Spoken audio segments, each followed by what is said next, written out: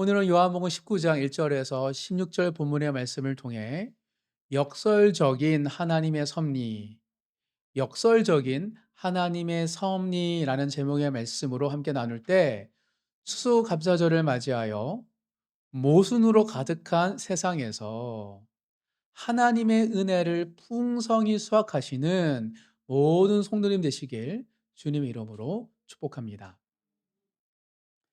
기술적인 의학 많이 존재하던 20세기 초 시기에 의사와 환자가 인격적으로 만나야 한다는 인격의학을 주창했으며 심리학을 기독교로 통합시키려고 노력한 의사이며 사상가인 폴 트루니에는 그의 책 고통보다 깊은, 책 제목이 고통보다 깊은이라는 책의 제목에서 이런 말을 합니다.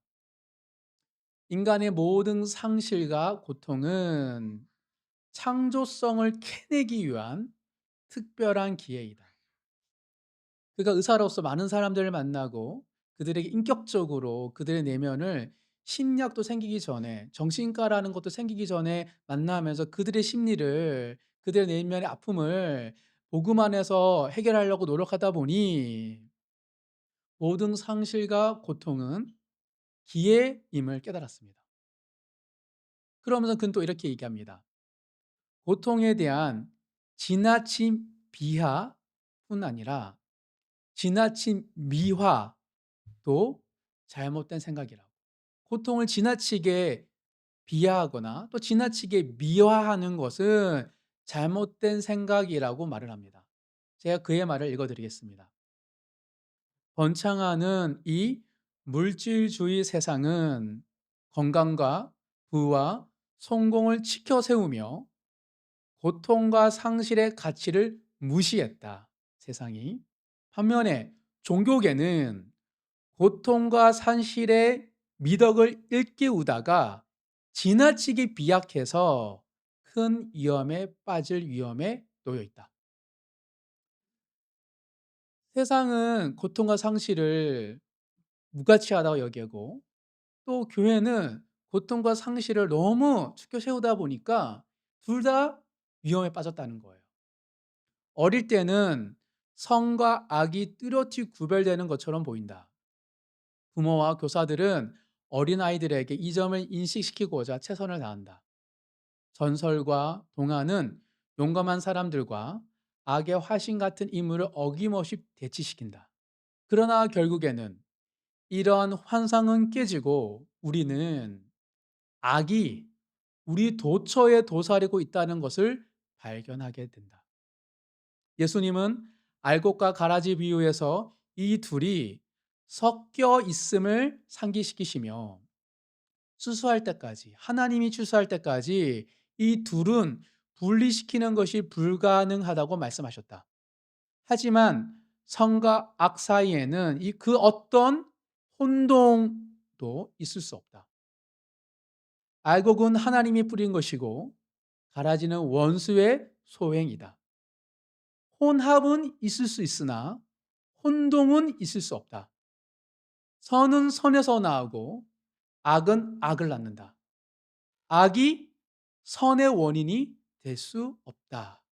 라고 그는 말합니다. 사랑하는 성도 여러분, 폴 투니의 주요장은 무엇입니까? 그가 의사로서 많은 사람들의 내면을 살피고 도우면서 그가 깨달은 것은 무엇이죠? 악은 나쁘다라는 거예요. 미화시키지 마라.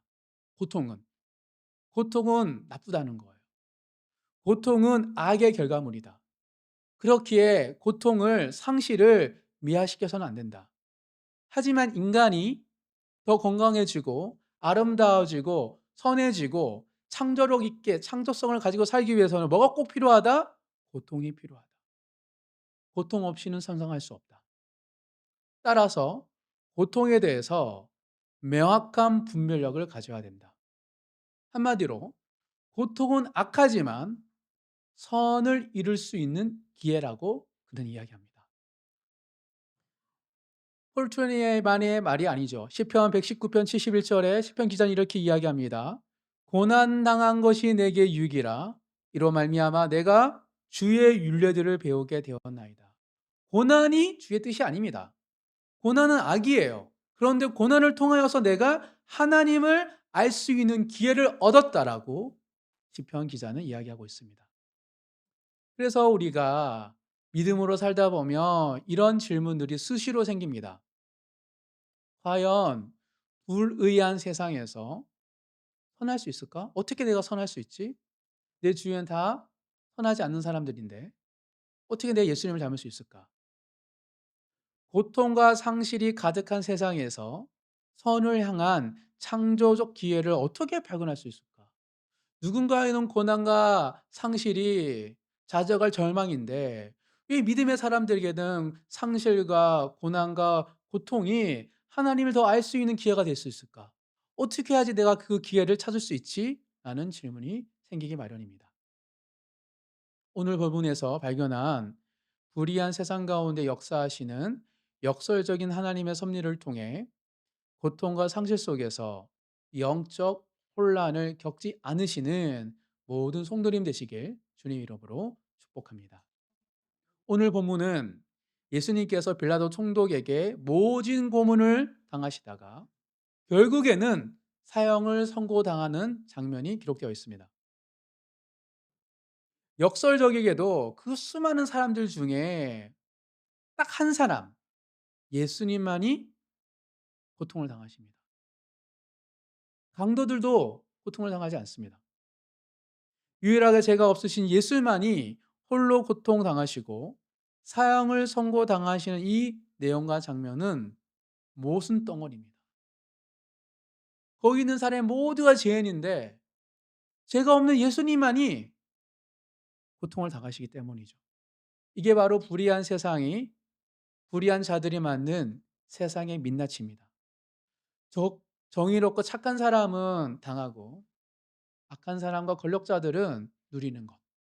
예수님도 그 세상의 한복판에 서 계셨던 것입니다. 그런데 이 모순적인 재판 속에 성경은 무엇이 있다고 말하고 있습니까? 진리가 있다라고 말하고 있습니다. 역설적인 하나님의 섭리가 이 모순적인 재판 가운데, 불의한 재판 가운데 드러나기 때문입니다. 역설은 무슨 뜻이죠? 말이 안 되는 모순 덩어리. 그런데 그 안에 함축된 진리가 담겨 있을 때 역설적이다, 역설적인 표현이다라고 이야기합니다. 분명 우리의 눈에는 볼 때는 모순 덩어리고 불의하고 화가 나고 분노가 차는 상황인데 그 안에 진리가 담겨 있는 것. 그게 역설적이다라고 표현하는 것이죠. 독생자 예수님이 받으신 불의한 재판에서 발견할 수 있는 하나님의 역사를 통해 역설적인 하나님의 섭리에 대해서 살펴볼 때 모든 성도들에게 큰 은혜와 도전의 말씀이 되기를 주님 이름으로 축복합니다. 크게 두 가지로 살펴보겠습니다. 오늘 본문에서 발견할 수 있는 역설적인 하나님의 섭리 첫 번째는 불의한 재판으로 공의로운 구원이 선포됩니다. 재판이 불의해요. 공의로운 재판이 아닙니다. 불의한 재판인데 공의로운 하나님의 구원이 선포되고 있습니다. 예수님은 이유 없이 고문을 당하셨습니다. 오늘 1절입니다. 1절 다 같이 읽겠습니다. 이에 빌라도가 예수를 데려다가 책찍질하더라. 로마 시대의 책찍질은 그냥 짝대기나 해초리를 때리는 게 아닙니다. 살점이 떨어져 나가요. 끝에 징을 박았어요. 그래서 로마 시대의 책찍질을 당하게 되면 당하는 사람은 서서히 살점이 뜯겨 나가면서 피로 물듭니다. 살까지 찢어져서 마치 온몸에 피로 흠뻑 젖은 것처럼 피에 물두른 것. 그게 로마 시대의 책찍질이었습니다. 더욱이 예수님은 군인들에게 희롱과 모욕을 당하셨습니다. 2절, 3절 읽겠습니다. 군인들이 가시나무로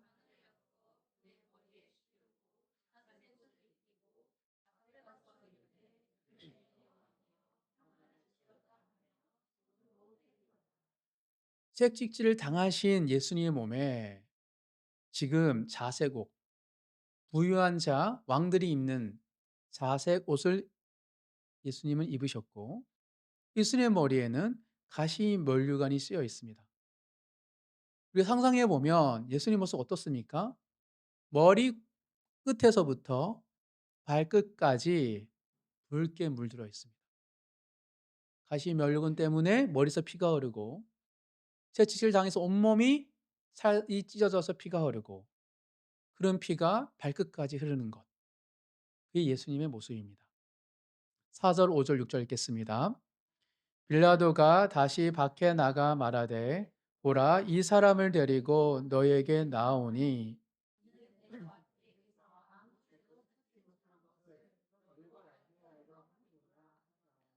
이에 예수께서 가시관을 쓰고 자색 옷을 입고 나오시니 빌라도가 그들에게 말하되 보라 이 사람이로다 하매 대제사장들과 아랫사람들이 예수를 보고 소리 질러 이르되 십자가에 못 박으소서 십자가에 못 박으소서 하는지라.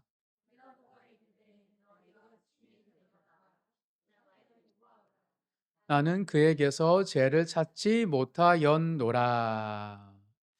빌라도 총독은 예수님이 죄가 없으신 것을 알면서도 책짓질하고 때리고 희롱했습니다.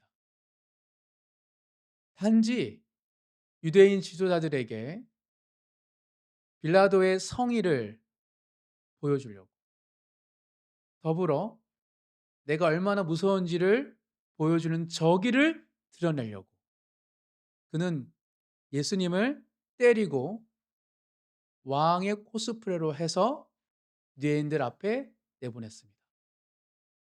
그는 성의를 보이며 동시에 저기를 가지고 예수님을 죄가 없는 예수님을 이렇게 대우한 것이죠. 이보다 불의한 재판은 없습니다. 재판장 빌라도는 죄가 없다고 선고하기 위해 피고 예수님을 고문하고 희롱합니다. 죄가 없어서. 그리고 무죄가 선고되었는데 유대 지도자들과 군중은 사형하라고 재판장을 압박합니다. 결국 재판장 빌라도는 유대인들에게 자신의 권위인 판결과 집행을 넘겨버립니다. 너희가 알아서 죽이라고. 이게 예수님이 당하신 재판입니다. 예수님이 당하신 재판 과정이 오늘날 온라인으로 송출되고 남았더라면 이런 댓글들이 가장 많이 좋아요 그리고 많은 사람들에게 남겼을 것 같습니다. 어떻게 이런 재판이 날림 재판을 할 수 있지? 로마 총독이 맞아? 로마 총독이 진행한 거 맞아? 어떻게 자기의 권위와 능력을 아무렇지 여기지? 라는 그런 댓글들에 사람들이 좋아요를 눌렀을 것입니다. 왜냐하면 재판이라고 로마 제국의 재판이라고 말하기 민망할 정도로의 수준이기 때문입니다. 그냥 날림으로 진행되고 있어요. 그런데 놀라운 것은 누가 봐도 불의하고 부당한 재판인데 성경은 이 재판을 온전하다고 말하고 있기 때문입니다.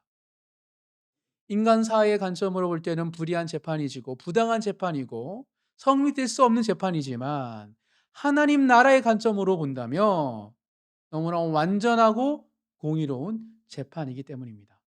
왜 그렇습니까? 재판장 빌라도와 원고 유대인들은 자격이 없지만 누가 자격이 있죠?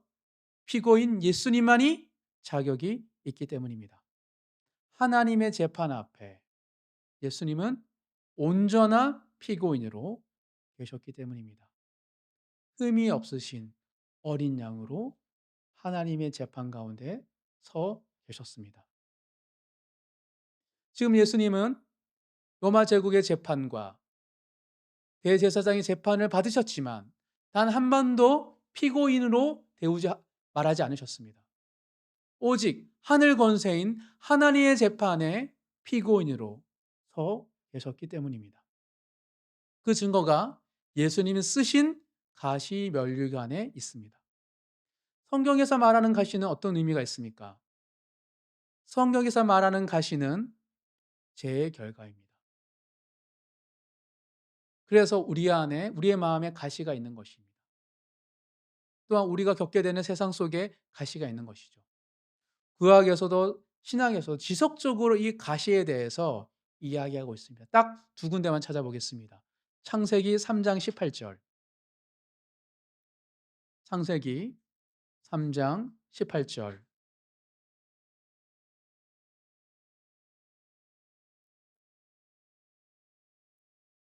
창세기 3장 18절 다 같이 읽겠습니다. 땅이 내게 가시덤불과 엉겅퀴를 낼 것이라 내가 먹을 것은 밭의 채소인즉. 하나님께서 에덴 동산에 있던 아담과 하와에게 그들이 죄를 짓자 이제 땅이 무엇을 심어도 가시가 생기게 될 것이다 라고 말합니다.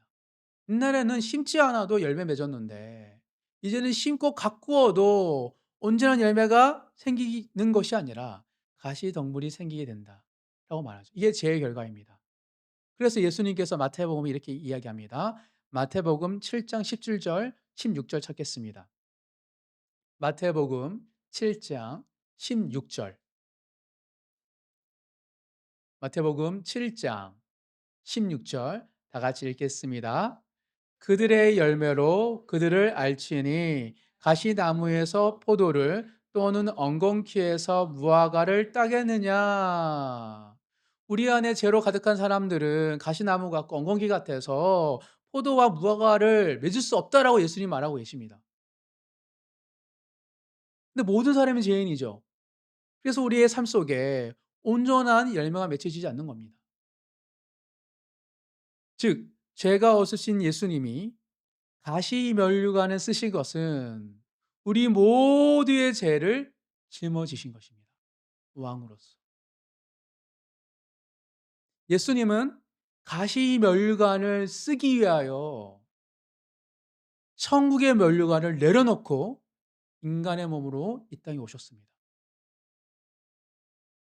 즉 예수님이 가시면류관을 쓰신 것은 우리의 가시를 제거하시기 위해서입니다.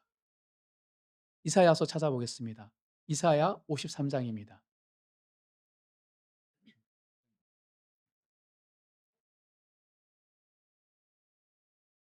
이사야 53장 5절 6절. 이사야 53장 5절 6절 다 같이 읽겠습니다. 그가 찔림은 우리의 허물 때문이요 그가 상함은 우리의 죄악 때문이라. 그가 징계를 받음으로 우리는 평안을 누리고 그가 채찍에 맞음으로 우리는 나음을 받았도다. 우리는 다 양 같아서 그릇 행하여 각기 제 길로 갔거늘 여호와께서는 우리 모두의 죄악을 그에게 담당시키셨도다. 아멘. 사랑하는 성도 여러분, 예수님이 당하신 불의한 재판은 엄밀히 말하면 우리 죄를 위한 완전한 재판이셨습니다.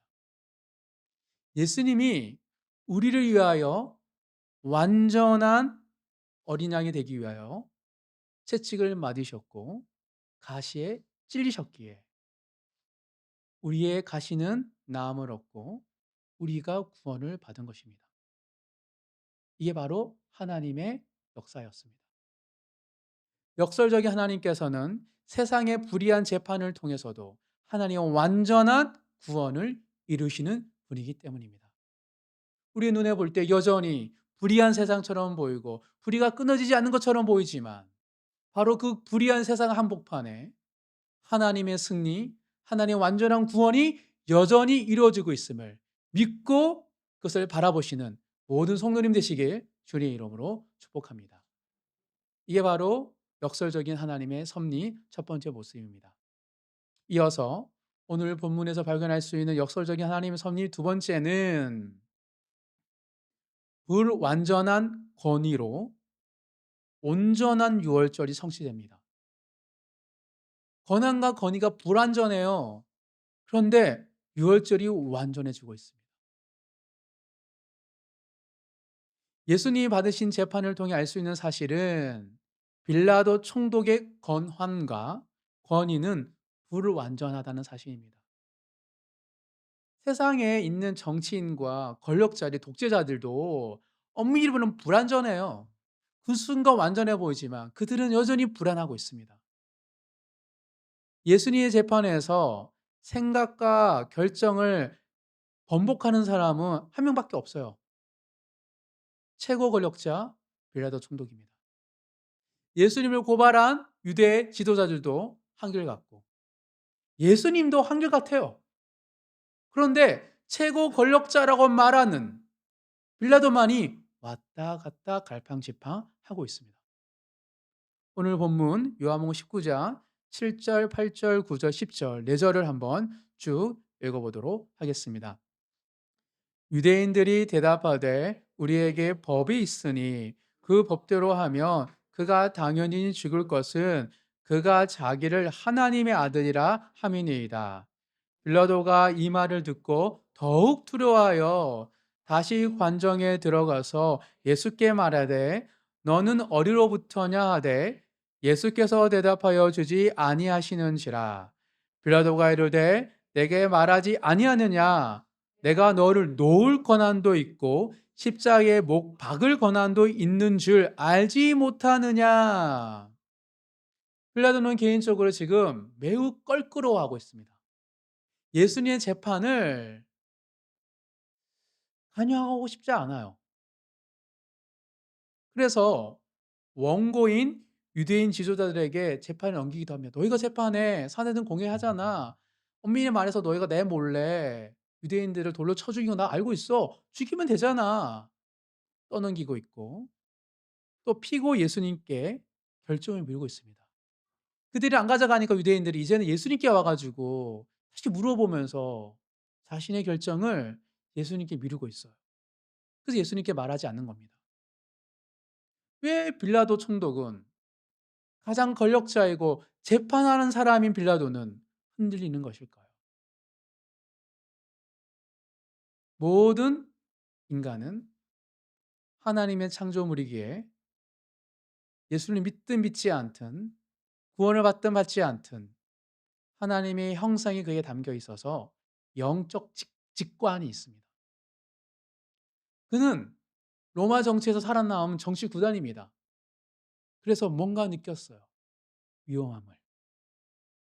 그래서 마태복음 27장에는 오늘 기록되지 않은 새로운 이야기를 하고 있습니다. 마태복음 27장 19절 한 절 읽어보도록 하겠습니다. 마태복음 27장 19절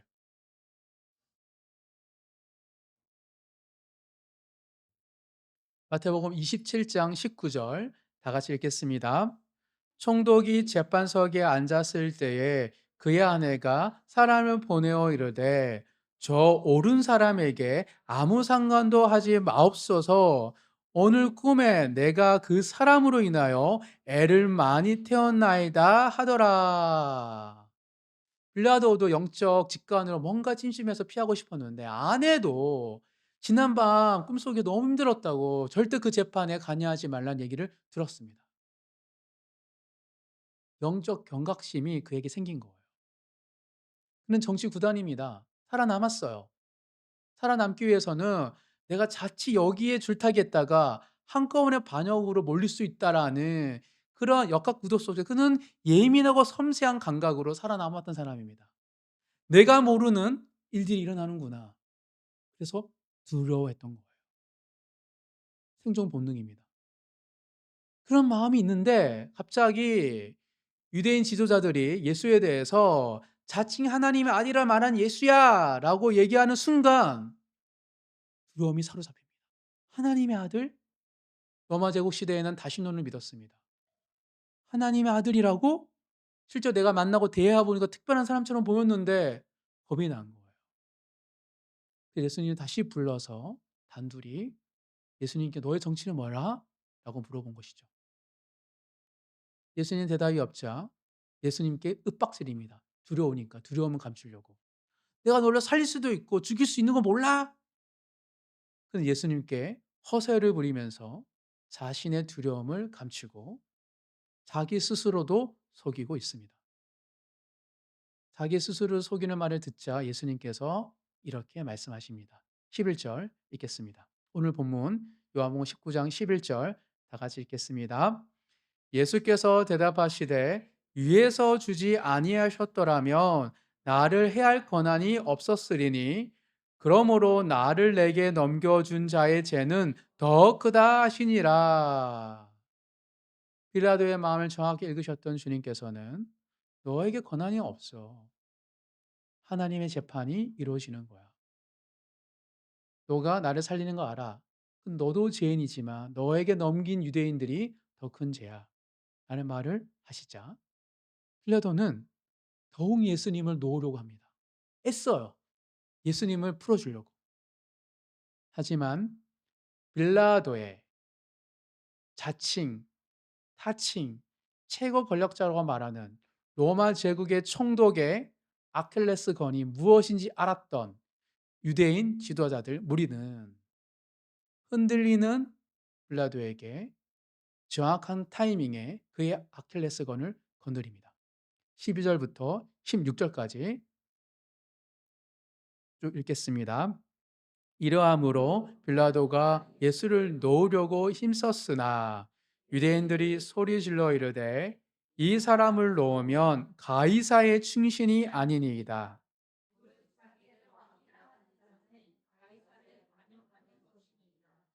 빌라도가 이 말을 듣고 예수를 끌고 나가서 돌을 깐 뜰에 있는 재판석에 앉아 있더라.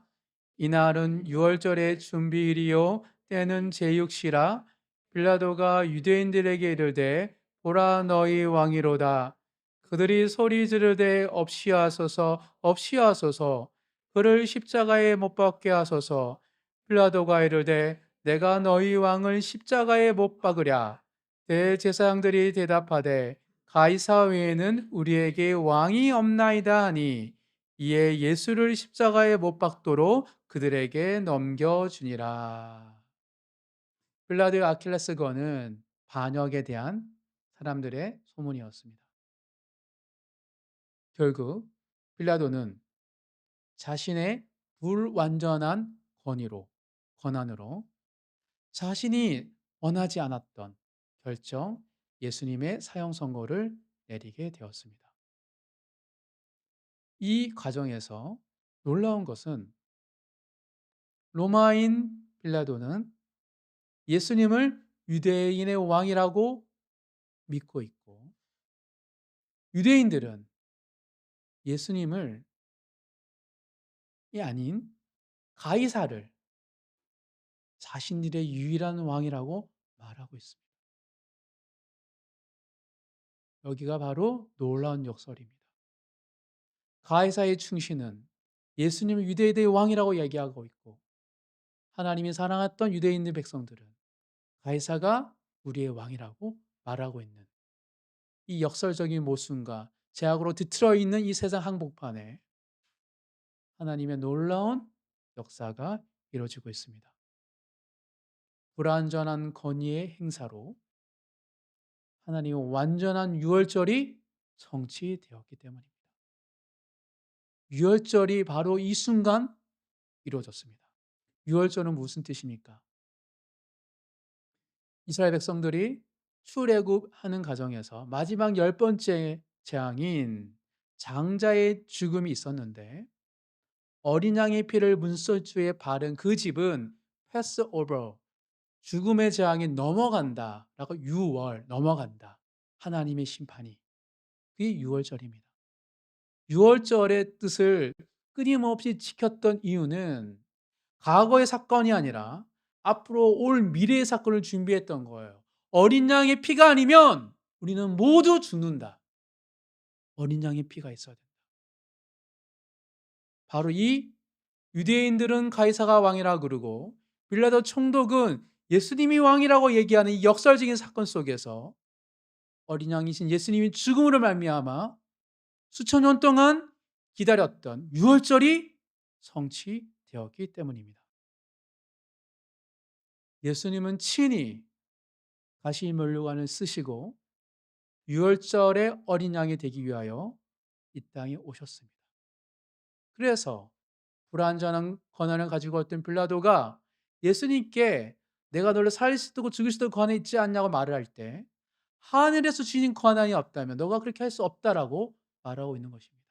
하나님께서 지금 독생자 예수님을 어린 양으로 피를 쏟게 하시기로 결정하셨기 때문입니다. 사랑하는 성도 여러분, 우리의 눈에 보일 때는 모순과 역설과 뒤틀려 있는 세상과 또한 한국 교회의 모습을 보게 됩니다. 그런데 그 가운데 하나님이 계십니다. 실상은 하나님께서 통치하고 계십니다. 누가 진짜 나의 백성인지, 거짓 백성인지, 양과 염소가 뒤틀려 있고 혼합되어 있지만 실상은 혼동되지 않습니다. 분명하게 드러나고 있습니다.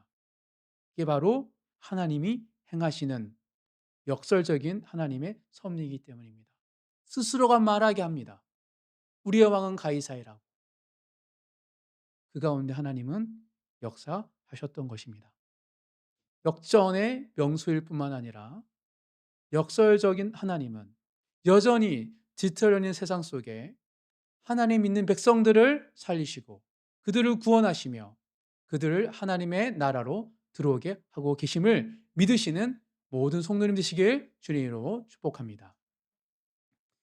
우리나라의 조선 땅에 최초의 개신교 교회가 세워지는 과정 속에서도 역설적인 하나님의 섭리가 나타났습니다.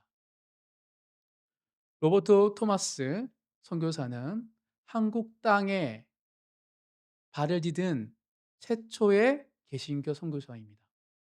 물론 땅을 딛자마자 순교당하셨습니다. 그는 처음에는 영국에서 파송된 런던 대학을 나왔던 영국에서 파송된 중국 선교사였습니다. 신혼이었습니다. 중국에서 선교하던 중에 임신을 하게 되었고 아내가 그런데 유산을 합니다. 그리고 며칠 지나지 않아 사랑한 아내도 순교합니다. 선교 활동하려고 한창 돌아와서 일주일 만에 집에 왔더니 아내가 혼자 쓸쓸히 죽은 시체로 남아 있었기 때문입니다. 토마스 선교사는 큰 슬픔과 충격에 휩싸이게 됩니다. 방황하게 되죠. 중국에서. 영적으로 힘들어하던 토마스 선교사는 폐쇄적인 나라 조선에 대한 소식을 듣고 다시 복음 전도에 불타오르게 됩니다. 그래서 미국 상선을 타고 조선 땅에 한자 성경을 잔뜩 들고 전하러 옵니다. 당시의 조선은 대원군으로 인하여서 세국 정책, 그러니까 무역을 하지 않았습니다. 땅을 디딜 수 없었어요. 그러니까 강 위에서 무역을 했었던 것입니다. 그러다가 자칫 잘못되어져서 그 상선은 불타오르게 되고 또 조선에 있는 사람들로 인하여서 군인들에게 모든 사람이 죽게 되어집니다. 즉 항해도 대동강에서 한자 성경을 나눠주는 과정에서 대동강변에서 땅을 딛자마자 토마스 선교사는 참수를 당합니다. 참수당하기 직전까지 복음을 전하면서 성경책을 나눠줬다고 합니다. 그런데 놀랍게도 성경책 3권이 12살 소년 채치량에게 전해집니다. 그리고 소년은 이게 성경의 금서임을 알고 무서워서 그 당시에 그 지역 유지인 박영식이라는 사람에게 성경을 넘깁니다. 박영식은 종이의 질이 너무 좋아서 차마 버리지 못하고 하나하나 찢어 집안의 벽지로 붙입니다. 그리고 박영식은 성경 말씀으로 된 벽지를 읽다가 예수님을 영접하게 됩니다. 이후에 박영식의 집이 교회가 되었고 1907년 평양 대부운동이 일어난 장대영 교회가 그의 집에 세워진 교회였습니다. 그리고 소년 채치량은 커서 그 교회의 장로가 됩니다. 더 놀라운 사실이 있습니다. 토마스 선교사를 직접 참수한 사람인 박충건은 참수 직전에 토마스 선교사가 전해준 성경책을 몰래 간직하고 있었습니다. 30년 동안. 뭐 가끔 읽었던 것 같아요. 근데 전혀 이해할 수 없다가 30년이 흐른 순간 성경책을 통하여 예수님을 영접하게 됩니다. 그리고 자기가 토마스 선교를 죽였다라고 고백하죠. 그 남은 생애를 복음을 전하는 삶을 살았습니다. 이것이 한국의 최초의 교회가 세우신 하나님의 놀라운 반복입니다. 사랑하는 성도 여러분, 우리가 지금 너무 평화로운 시대에 한국 교회가 번영되었고 풍요로운 시대에 살고 있지만 하나님의 나라는 끊임없이 역설적인 방법으로 확장되었고 하나님 나라가 세워졌습니다. 여전히 하나님은 역전의 명수이십니다. 우리의 실패를 통하여 놀라운 결실을 맺으시는 분이 하나님이시기 때문입니다. 제약으로 물든 세상의 산물인 고통과 상실, 선교사도 엄청난 고통과 상실을 겪었습니다. 많은 사람이 겪고 있습니다. 여전히 그리스도인도 겪고 있습니다. 그들의 고통과 상신인데 그걸 통하여 악이에요. 영적 싸움입니다. 근데 하나님께서 선으로 바꾸시고 승리로 바꾸시기 때문입니다. 토마스 선교사가 그의 아이가 태어나기 전에도 죽고 와이프가 죽고 극심한 좌절과 절망 속에서 조선 땅에 밟자마자 죽었는데 그가 전해진 성경책으로 인하여 최초의 개신교 교회가 세워졌고 1907년 평양 대부흥에 큰 역할을 한 교회가 되었습니다. 하나님의 놀라운 이야기입니다. 우리가 겪는 모든 고통은 하나님의 승리를 경험할 수 있는 기회가 될 수 있습니다.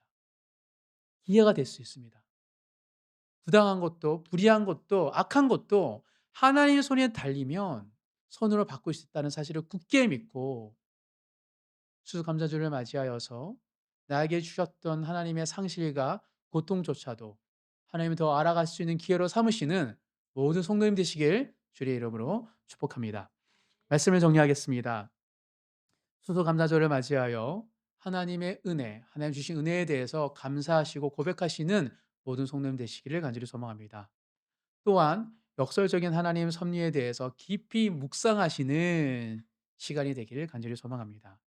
하나님은 항상 승리하셨고 하나님께 실패가 없습니다. 고통을 통해 상실을 통해 새 일을 행하실 하나님을 기대하시고 바라보시는 모든 성도님 되시길 간절히 소망합니다. 역설적인 하나님은 불의한 재판으로 공의한 구원을 선포하셨고 불완전한 권위로 온전한 유월절을 성취하셨습니다.